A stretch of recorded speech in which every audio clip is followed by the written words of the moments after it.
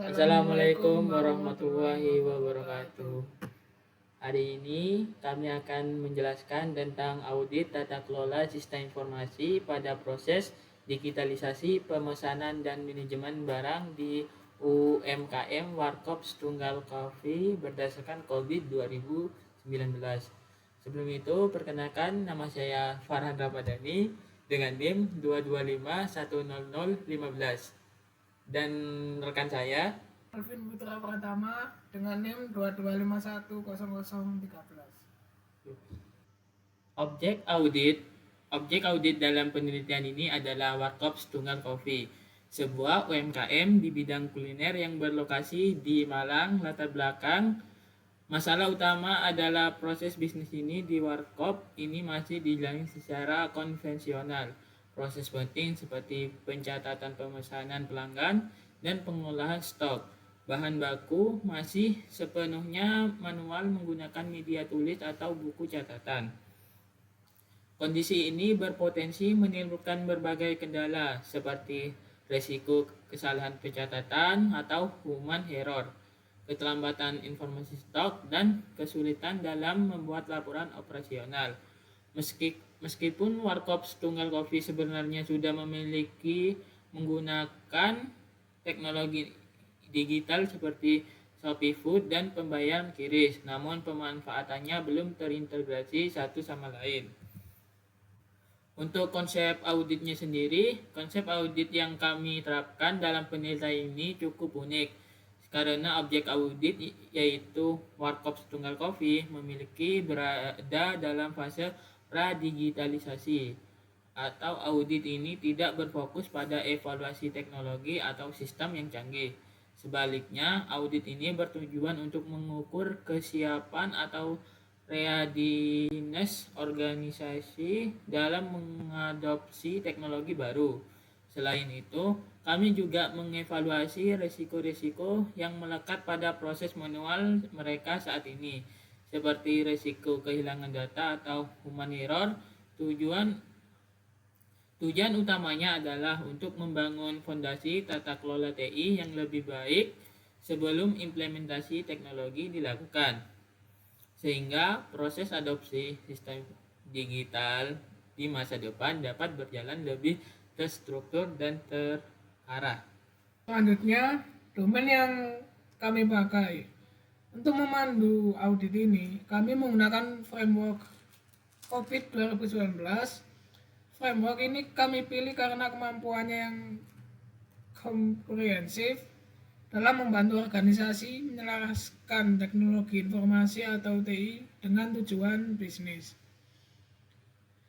Dari 40 objektif tata kelola dan manajemen yang ada di COVID 2019, kami memfokuskan audit ini pada 3 domain manajemen yang paling relevan dengan kondisi Warkop Tunggal Coffee yang sedang bersiap untuk digitalisasi.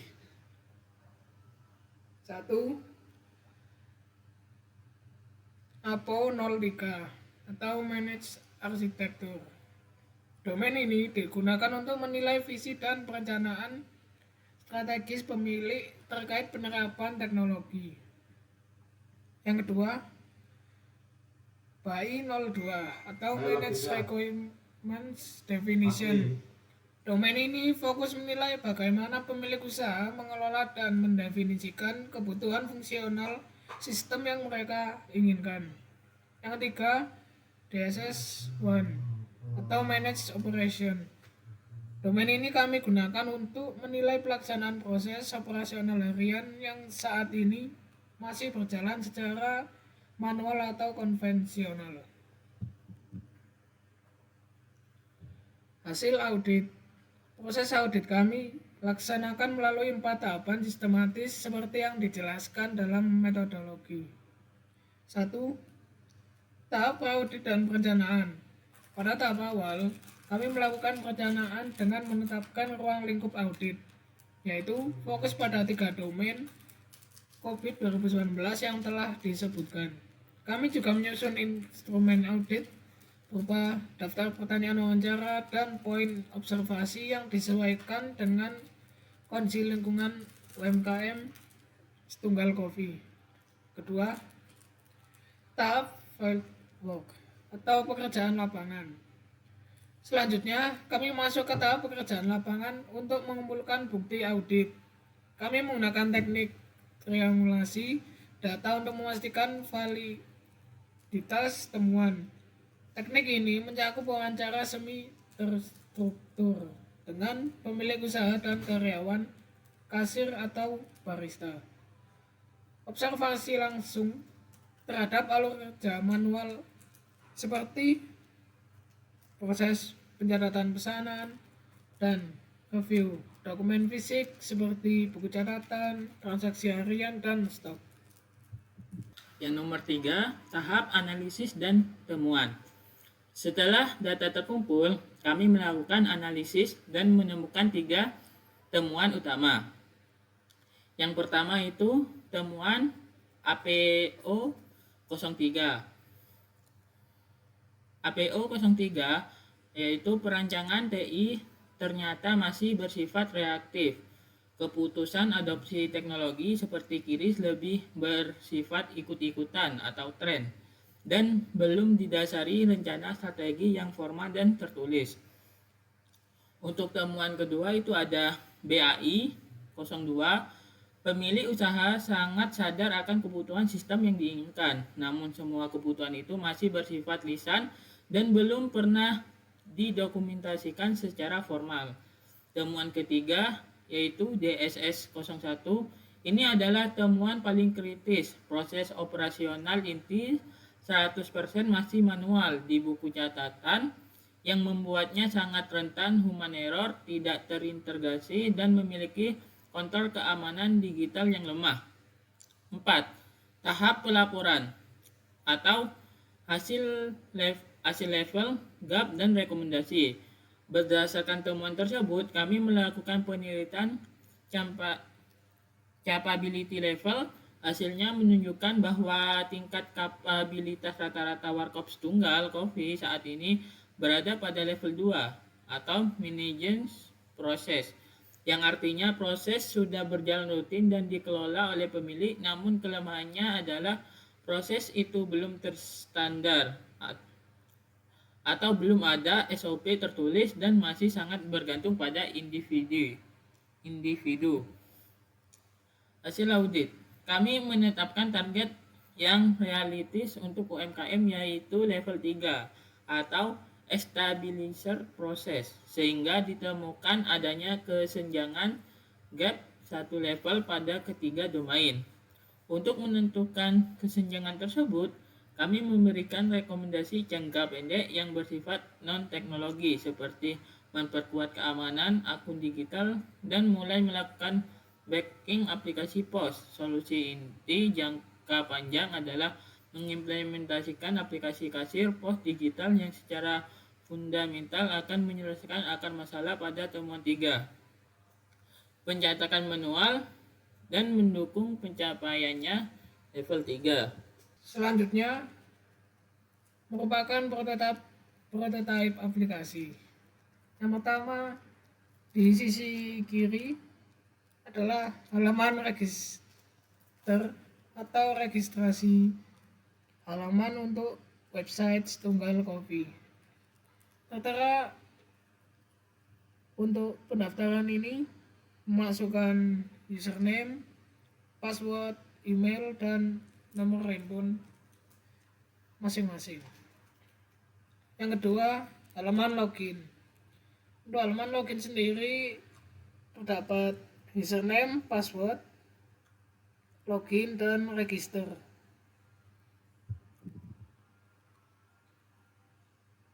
Yang ketiga, halaman dashboard kasir. Di halaman dashboard kasir ini terdapat juga tampilan untuk pendapatan hari ini, jumlah transaksi di hari ini, menu terlaris, dan stok barang yang hampir habis.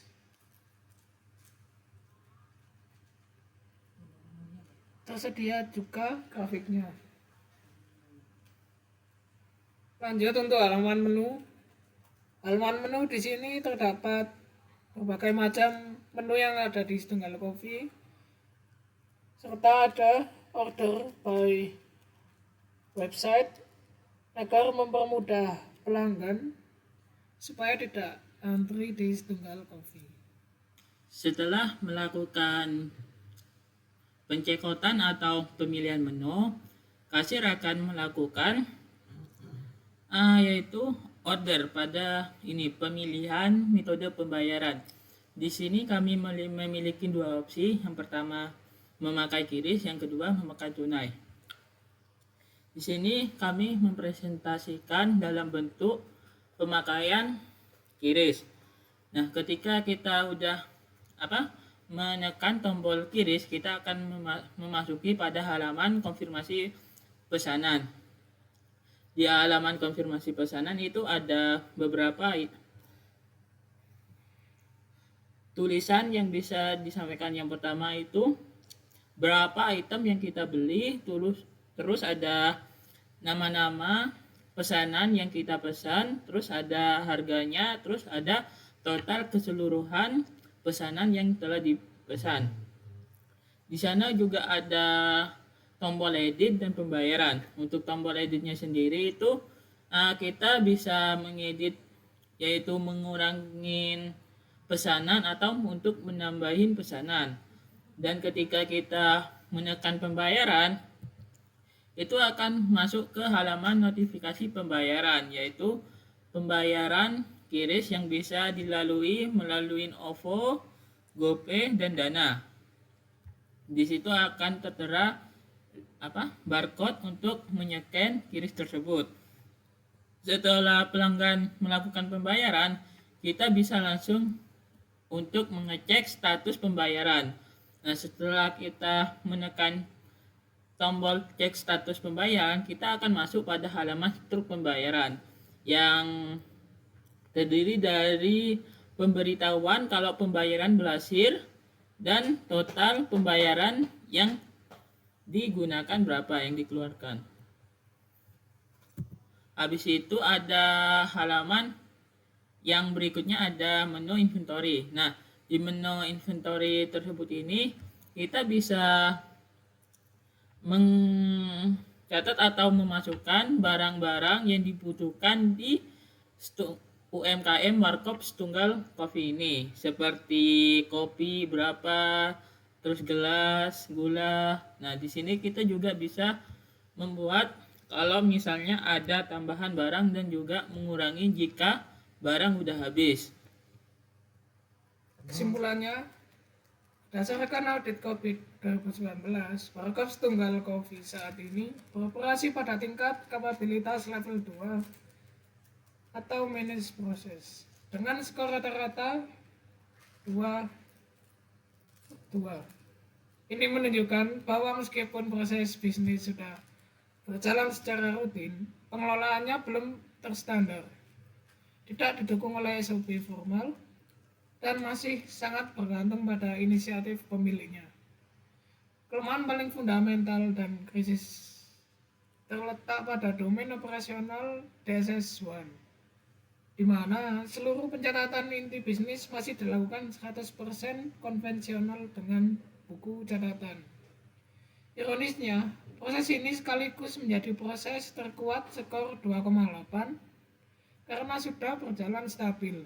Namun, metode manual ini menciptakan risiko tinggi human error dan inefisiensi. Kelemahan operasional ini diperparah oleh temuan bahwa perencanaan arsitektur TI atau APO 3 bersifat reaktif dan definisi kebutuhan sistem BAI 02 hanya bersifat lisan tanpa dokumentasi. Mungkin itu aja yang bisa kami sampaikan. Mohon maaf jika ada keliruan atau salah kata jika kami menyampaikan. Mungkin ada kata-kata dari rekan saya. Terima kasih telah melihat, mendengarkan, dan mempelajari COVID-19 ini yang kami terapkan pada Warkop Setunggal. Mungkin sekian, terima kasih. Wa nufik ila Victoria. Wassalamualaikum warahmatullahi wabarakatuh.